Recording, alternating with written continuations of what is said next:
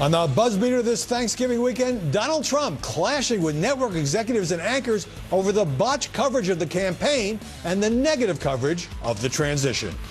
I'm not going to say this is the beginning of fascism, but there is something concerning when a president-elect or a president feels it's okay to bring the media in the room and scold them about what they're covering. But I also think that they were invited over to Trump Tower, I'm talking about the media execs and anchors now, for a little bit of a spanking. We are not held in great regard. We weren't before this campaign, and having gotten it all wrong, just all the conventional media, the polling and all that.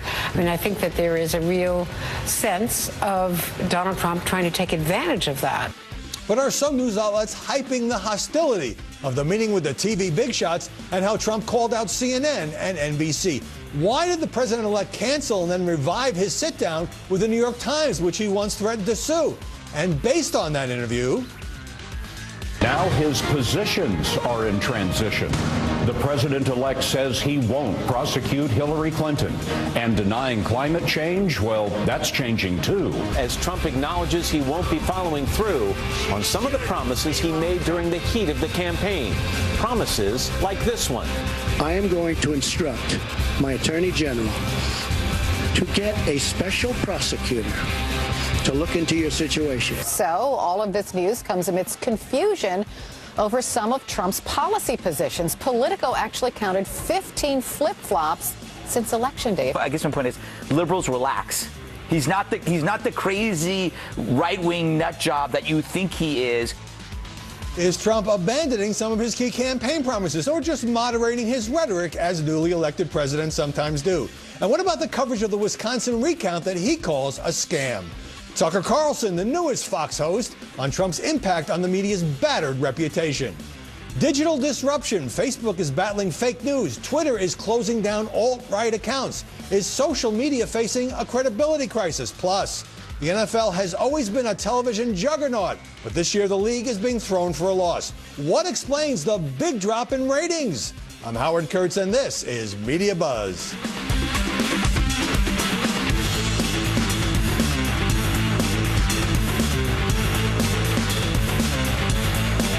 It was an off-the-record session at Trump Tower with top executives from NBC, CBS, ABC, Fox News, and CNN, as well as such anchors as George Stephanopoulos, Charlie Rose, Lester Holt, and Wolf Blitzer. My sources say that while President-elect Trump voiced his complaints about the way he's been covered, especially to CNN President Jeff Zucker, it was a somewhat cordial session, but some versions are much more dramatic. The New York Post called it a blanking firing squad, with Trump supposedly telling Zucker, "I hate your network, everyone at CNN is a liar, and you should be ashamed," and criticizing NBC reporter Katie Tur without mentioning her name. The New Yorker's David Remnick, a fierce Trump critic, quoted one unnamed participant as calling Trump a blustering, bluffing blowhard whose conduct was blanking outrageous, and then another professed to be emotionally blanking pissed. I'm cleaning this up a little bit. But Kellyanne Conway, while confirming that Trump said the assembled journalists had been flat wrong about the election, challenged those accounts. Nobody left there in a huff. Nobody has called me and complained that they felt that they had been bamboozled. Joining us now to analyze the coverage of Donald Trump's dealings with the media, Aaron McPike, political commentator and former reporter for Real Clear Politics. Molly Hemingway, senior editor at The Federalist. And Mara Liasson of National Public Radio, a Fox News contributor. Aaron, so Donald Trump ripped or chided or slammed some of the network executives and anchors, depending on which version you believe. Doesn't a president-elect have a right to call on the media and complain about his coverage? He does, and I would point out that President Obama does this occasionally as well, and you do hear about it then when President Obama will meet with TV anchors and executives. If he's not happy about the way he's being covered, it also gets leaked to the press. Donald Trump is going to be having these meetings going forward with TV anchors and executives going forward, so I think he's well within his rights. It's just beginning this relationship now, going into the new phase of Donald Trump and his presidency. Yeah, and you know, some media critics out there saying, well, they shouldn't have gone because it was off the record. Every president does versions of this, especially on State of the Union Day. The network anchors all come in. It's all off the record for guidance and that sort of thing. So, Molly, if Trump went after Jeff Zucker over CNN's coverage, so what? Doesn't that help clear the air? Well, I would love it if he had actually said to Jeff Zucker that CNN should be ashamed of itself and that everyone there is a liar. That's just kind of funny rhetoric. But more than anything, it seems like the media really need to start taking responsibility for how much they messed things up. There's been a little bit of reflection, people saying, oh, well, we read the polls wrong or whatnot. No, there was a really major problem with everything about how they covered this race, everything that they did about Donald Trump, how they mischaracterized his positions, how negative they were to him, how negative they were to his people. And I think, does that continue during this transition? Well, of course it's continued during the transition. And the thing that is bad about that is that we need a media that can hold President Trump accountable. And in order to do that, they need to reestablish credibility and trust. And they're not even, they have to admit how much they messed up and start covering facts instead of narratives. Perhaps you're holding your breath. Mara, didn't this session also give the network big shots a chance to voice their concerns about access and other issues? Sure, but I don't know in this brave new world where Donald Trump has a completely different approach to the media if that matters. And I think that's why you heard people saying that they would have been better off having this on the record, because of the entire thing you just read. You know, the characterizations, then it becomes this big food fight about who said what and who was mad, and everybody gets to characterize it the way they want to. 2 days later, or 1 day later, when he met with the New York Times, I can't remember how many days, you know, it was completely different. Everything was transparent, and everybody in America could read exactly what he said. Right. There's a little bit of irony here in journalists reporting on an off-the-record meeting with journalists about what, based on leaks about what was said or not said. And by the way, to your point, Aaron, President-elect Obama, this is 8 years ago, went to dinner at George Will's house. Krauthammer was there, Bill Kristol. It was not on the record. Okay. So let me turn now to something that's getting a lot of play, especially today, and that is Jill Stein, the Green Party presidential candidate, has obtained a recount in the state of Wisconsin. Hillary Clinton's campaign had not called for a recount, but is cooperating with this effort, and Donald Trump has called it a scam, and he kind of went off today on Twitter, recounting many things that Hillary Clinton had said about, well, wouldn't Trump accept the results of the election and how that would be dangerous for democracy. So my question is simple. How much coverage does this recount deserve? It shouldn't get as much as it's getting.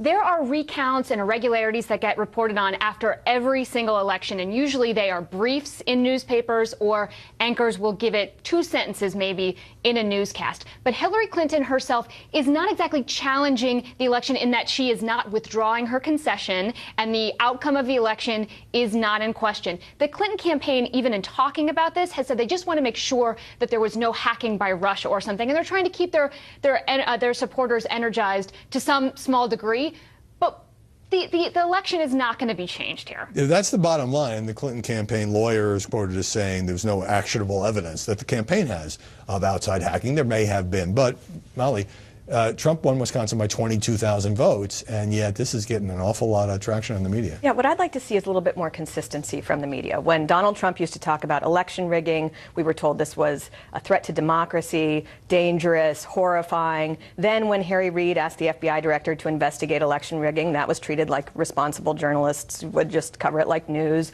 The Post and the New York Times had stories about how you could hack an election. Then when we had that debate where Donald Trump talked again about not accepting the results until they happened, we had, 3 days of nonstop coverage about how this was, again, a horrifying threat to democracy, delegitimizing the process and whatnot. And now we're back again to treating this like it's a totally normal thing to call for a recount. It's what we need to see is more consistency from the media and just a more moderated level of coverage. First of all, the media isn't one thing. We have to keep on saying that over and over again. Yes. But you know, what I'm interested in is, yes, this is probably getting more coverage than it deserves, although after an election where Russians have, intelligence sources hacked into all sorts of election-related emails, maybe it should get a little more than it would have in the past.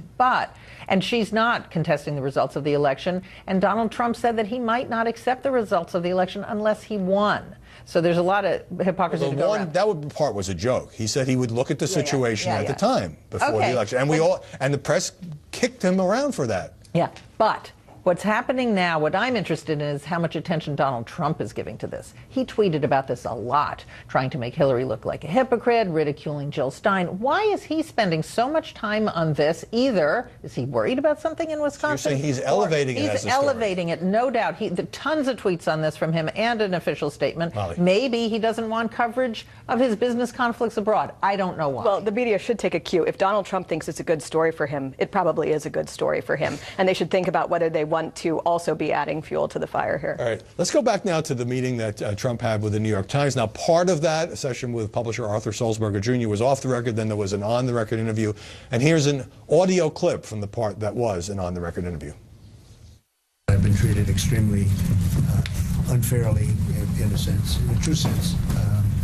I wouldn't only complain about the Times. I would say the Times was about the roughest of all. And Aaron, Donald Trump has been complaining about the New York Times, by my count, for a year and a half, threatening to sue the paper, talking about the failing New York Times. So why would he go to the paper as a sign of respect and have this meeting? Well, quite obviously, he reads the New York Times every day, every single day. Yeah. And you know, the New York Times has always covered the presidency, maybe even more so than any other publication. It's very clear that the Obama administration has leaked many stories about what President Obama is doing to the Times. You know, it's an important paper. It's the biggest paper that there is. So, of course, that's where he needs to start. Well, Trump also in that session called the Times a jewel, an international jewel, and said anybody, including Sulzberger, can call him if he has a problem, except Maureen Dowd. She's been too rough on me, he said. So, but you remember the tweet when it looked like the meeting was off, Molly? Trump tweeted, I canceled today's meeting with the failing New York Times when the terms and conditions of the meeting were changed at the last moment. Not nice. But that wasn't true, that the Times had tried to change it, and then, of course, it was back on. Yeah, and who can say what actually happened there? There were rumors about some of Trump's aides trying to get him to cancel the meeting because they thought it wouldn't be good for him. Such as Reince Priebus. In fact, it was a great meeting that they had together, and it seemed like it was helpful to both of them. He was able to articulate his position. I commend them for publishing the entire transcript. That helped you actually get a feel for what the meeting was like. But it was even interesting how the media then portrayed this as if he were flip-flopping on everything. Well, we'll get to that in the next segment. Okay. But let me just close this segment by asking you, does this kind of session, would the New York Times perhaps be more inclined to give the president the benefit of the doubt or soften just a bit? I think so. I think that there was a lot of talk among Times columnists after the meeting. Well, maybe is he changing? We don't know. Or is he just trying to speak to the audience that's right in front of him at the time, which he's been known to do, or say what he just heard from the last person he talked to. So I think that going forward, the media needs to see what Donald Trump says, and more importantly, what he does. Because he says a lot of things that contradict each other, often in the same day.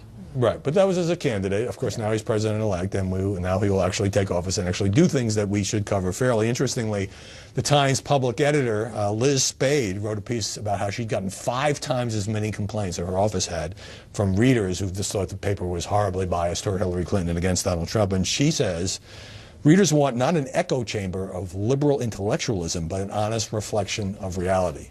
Amen to that. All right, you can email us, MediaBuzz@foxnews.com, with your thoughts and comments on the media. When we come back, much of the press praising Trump for backing off some of his campaign promises, but in the conservative media, not so much. And later, Twitter is closing accounts belonging to leaders of the alt-right. But what about free speech?